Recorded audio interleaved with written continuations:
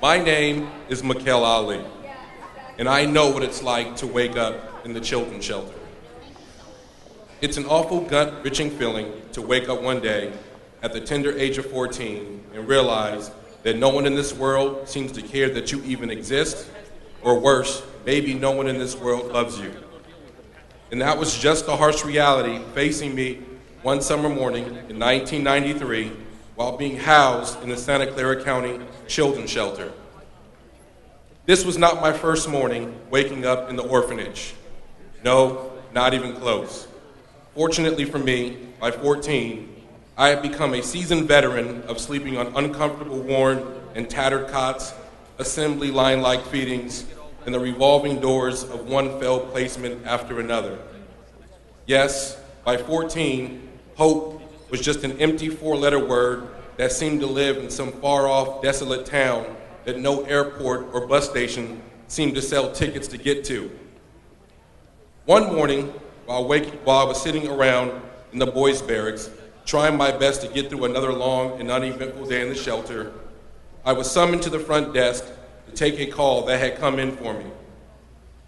The front desk was about a 5-minute walk from the boys' barracks. A welcome 5 minutes, because it usually gave me the opportunity to be by myself and not deal with the shelter staff who frequently govern the place as if they were working in a level 4 prison yard. It also gave me a brief moment to wonder who could be on the other end of that phone. Like, what if it was my mom calling and she had finally broken free from her cage of addiction and selfishness and was on her way to come pick me up? Or better yet, maybe it was my absentee father who had gotten wind of his son's abandonment and would rather die before letting me suffer through another day of feeling unwanted. Unfortunately, by the time I took my last 5 steps to the front desk, I was usually greeted with the depressing fact that it was just another placement suitor calling to offer me an empty bed that had been forfeited by another lost and misguided youth. And on the other end of that phone, they would say, "Hey, saw your name on a list. And why not you?"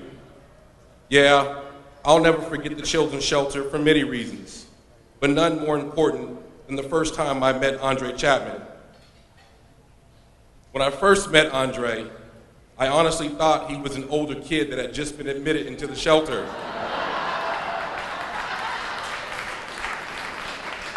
I mean, the guy was the size of a high school freshman with a baby face to match. It was not until he introduced himself that I finally got the gist of what his business was that day. And I quote, "Hi, my name is André, and I am the founder of Unity Care. Our mission is to provide quality youth programs for the purpose of creating healthier communities through lifelong partnerships." That's right, folks. The man actually hit me with our company's mission statement.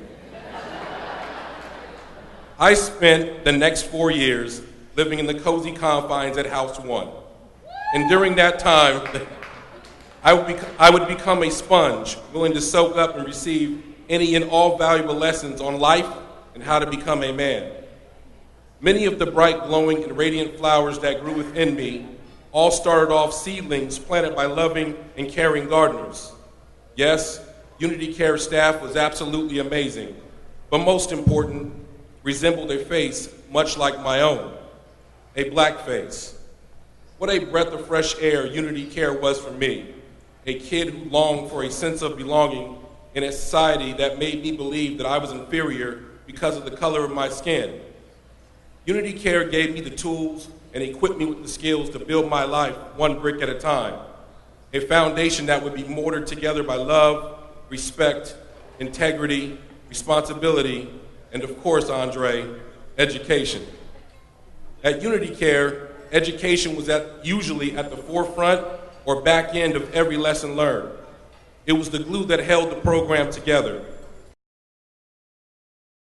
And it was the one and only thing that was non-negotiable. And boy, could Dre and I negotiate. So much so, once he learned I had missed 2 English classes, he removed me from a football game. I can still remember his words that day as he walked onto the football field looking every bit like a disgruntled parent.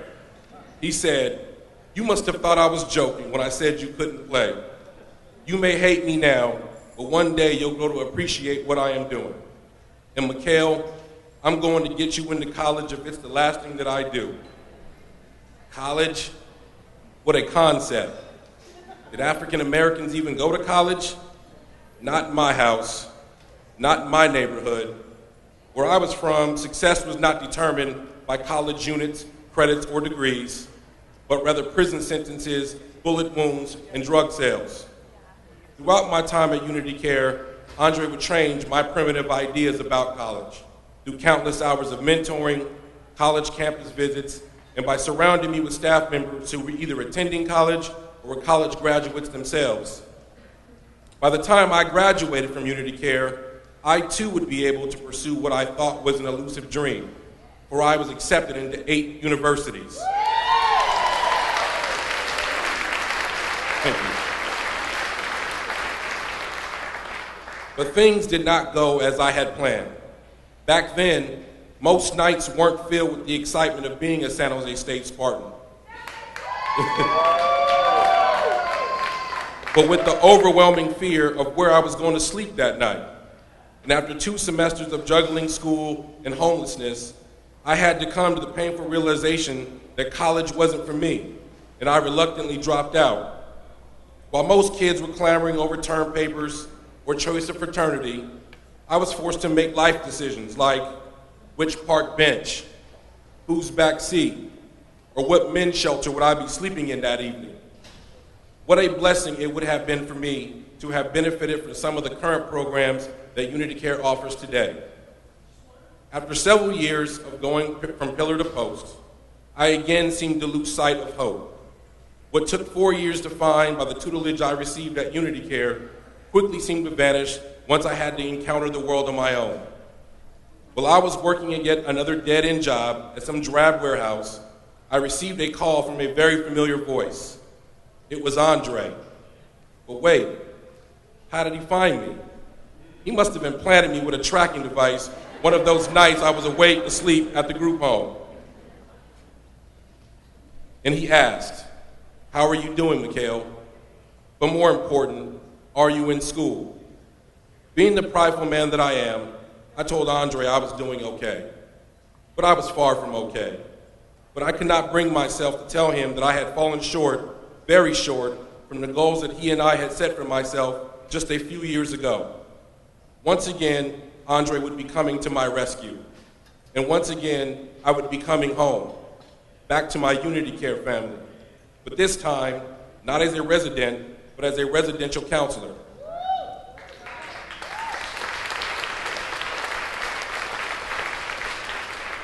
I have now worked at Unity Care for 6 years, and due to the generosity of caring supporters such as yourselves, we are now able to offer new programs like ILP, Independent Living Program, or THP, Transitional Housing Program, so that kids like myself don't have to worry about where they're going to sleep while attending college. Through the years, I have been asked, why are you so successful with supporting and counseling our youth? My answer is simple. I have experienced their hurt and pain firsthand. I have walked miles in their shoes, and I have literally slept in their beds. For 20 years, there was one question that seems to always surface. Where would you be without Unity Care? A question that I would usually laugh off or shy away from because I honestly didn't have an answer. However, if anyone were to Google some statistics of what becomes a foster care youth, it's there you might have found me, among thousands of countless others either shot dead or imprisoned for the rest of their lives. André, you once told me that you, Makel, are a winning lotto ticket, a rose in the concrete, a man who, when the world had given him rotten lemons, you managed to make some of the sweetest lemonade. Makel, you have beaten everyone who has beaten you, and I am proud to call you son. At the time, I could not muster up a response because it took everything within me to hold back my tears. So it's to that today, André, I replied, Dre, I was once a young boy who was treated like a lost piece of luggage, and you claimed me.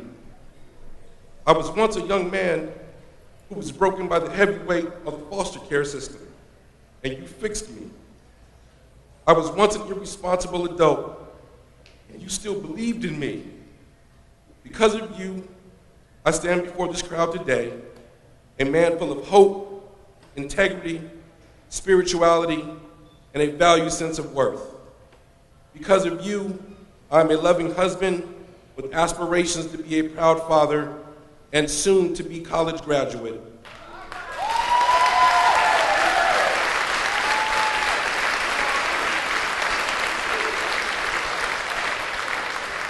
André, you are the father I often dreamed about when I would lay awake as a child in the shelter.